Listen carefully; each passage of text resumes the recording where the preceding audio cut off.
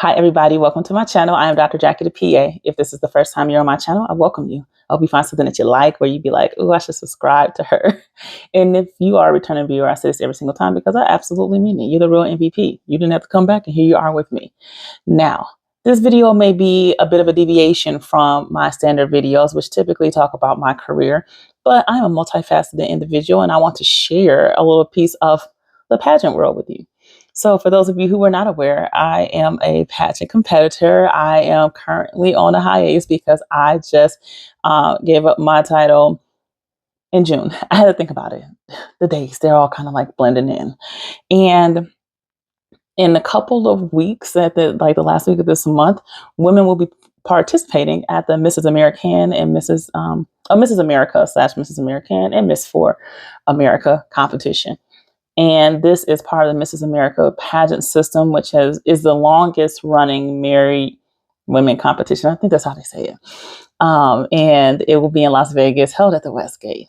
And I was Mrs. Wisconsin American 2024. So last year I had the opportunity of competing at the Mrs. American competition where I placed top 15.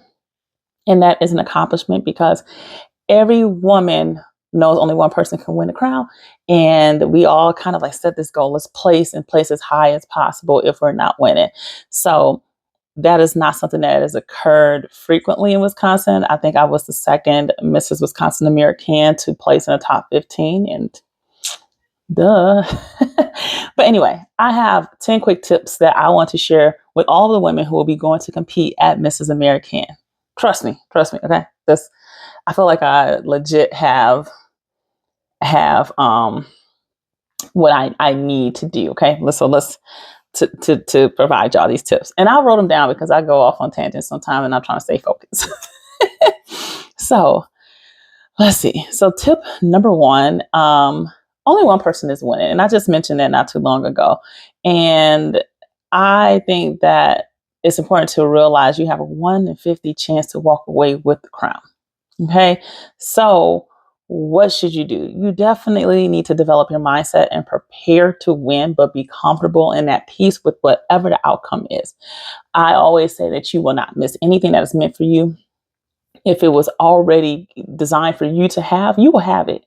However, when we know what the odds are, what we need to go and do is have like the best time. Make this experience your own. Um, let's see. Yeah, you want to mentally prepare in advance so that you can enjoy your experience. You don't want to go in and be so focused on the win that you do not get to interact with other women, that you don't enjoy this once in a lifetime experience. Yeah, so that's tip number one. Number two, don't you dare arrive in Vegas and start looking around and comparing yourself to every other woman that is there. Comparison is the thief of joy, and that is like not just a saying, it is really true. You can go and really ruin the time for yourself because you are so busy worried about everybody else who is there and doing whatever the universe, God, whatever they've been called to do, right? You don't know that other woman's story. You don't know the other woman's journey. Don't you go in there talking about she looks better than me, she looks skinnier than me, she has no, you are going there to run your own race. And we're not running technically, but you are going there to do what you were called to do. And if you are destined to win, guess what? You will win. This this is how it goes. If you're destined to place, guess what? You will place. And it will have absolutely nothing to do with the other person. It will be what you did, what you presented, and what the judges were looking for. Did that all align? All right. Tip number 3, be kind. I think it goes without saying, but you have to say it because once you started competing in pageants and you see how grown women can act sometimes, you you saw that look I did. It's just like, are you for real? We are adults. We're married women. Some of us have children. We have professions. It costs nothing to be kind. And while you may not really like, sometimes people make excuses and say, hey, it's about the competition. This is how people compete and they just act a certain way. No, I don't think there's an excuse to not be kind. Be intentional. Get to know the women that are around you. And lend a hand. You just never know. It's a high stake environment, highly ambitious women. You're all in one space for about a week. Be kind. Number 4. Ooh, this one's one of my favorites. So don't be fake. You cannot consistently be someone you inconsistently are. You may be able to fake the judges for a moment. You may even be able to fake the staff a little bit, but you want to know who you can't fake, who is not going to fall for it? The other women that are around you majority of the time. And nothing sucks more than feeling like you won and nobody likes you. I've seen it. Just don't be fake. We all, if you are participating in pageantry, you have seen somebody be fake. Don't do that. All right, number 5. Oh, this is important. Okay. So this is a competition from the moment you step off that plane. Before you even get off the plane, during that travel day, when you take photos and you are going to walk through the Westgate doors and you have rehearsals every day, you are on. So act like it. Show up. Dress the occasion.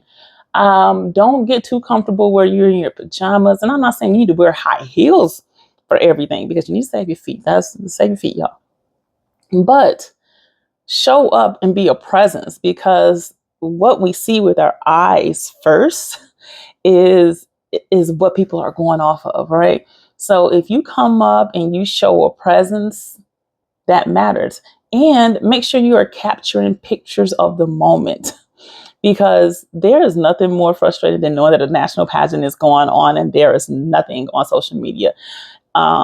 Connect with the blog sites, tag them, tag me, and so we can get things shared, because repetition of seeing people helps, and that's part of competing.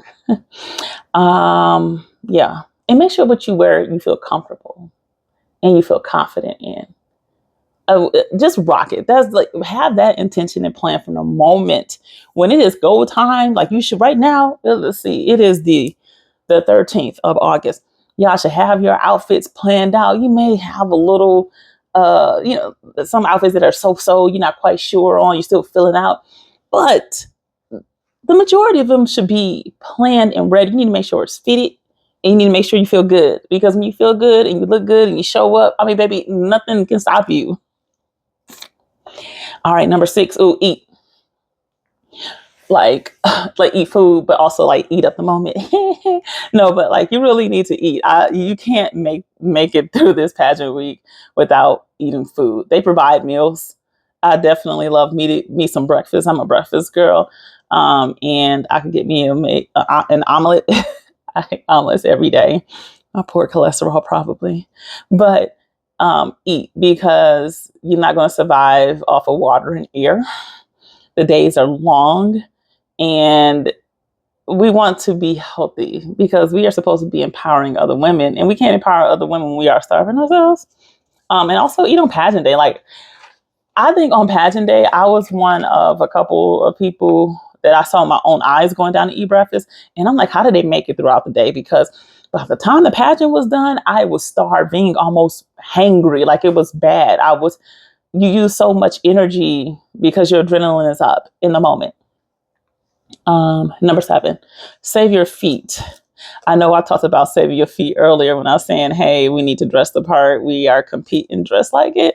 But save your heels for photos in those very necessary moments, because by the end of the week, you will have numb toes. You will have blisters on toes, depending on your shoes, and your feet will hurt. I had heels, but I also had sparkling tennis shoes.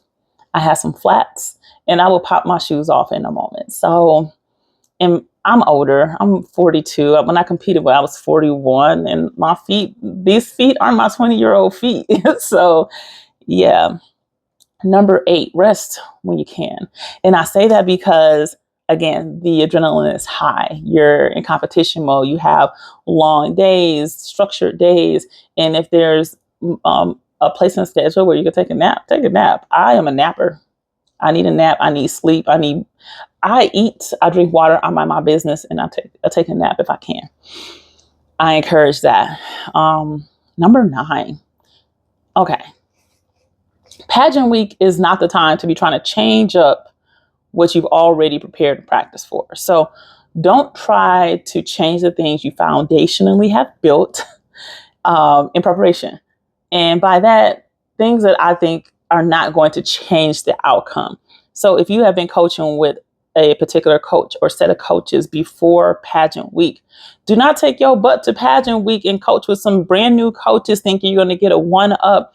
No, you're changing the game, because a lot of what happens when we're competing is repetition and certainty and confidence within ourselves. So there's repetition. You practice it. Don't, I'm just not a fan of trying to switch things up. If you have perfected your walk, and maybe to somebody else, they're like, oh, that's a pretty basic walk, but you can do it confidently and look good and not fall. Don't you get the pageant week and decide, I need to add a spin. Spin is not my ministry. Like, I don't do turns. I will give you a mean pivot, but I am not turning. And my walk is sexy and confident and I look good. It's not necessary for one, but if you just don't be trying to switch things up at the last minute, like go in with a sound foundation of preparation, right? You have your coaching, you know your answer to the key questions about yourself and what you put on your paperwork. You have practiced your walk and you can walk confidently. Your clothes look nice, or you can tailor them real quick. Like, just don't go and try and switch things at the last minute, please. And then number 10, because I told you I was giving y'all 10 and I wrote them all down. So I'm proud of myself. Take pictures, take plenty of pictures. There will be opportunities for you to take pictures. I don't work for the organization, but I'm a picture lover. I love to capture moments. And if you miss pictures, you get your stage pictures, pay for the stage pictures, budget for that. I can still look at my pictures and be like, oh, look at my arms were super cute. Waist was super snatched. But get pictures with the other women.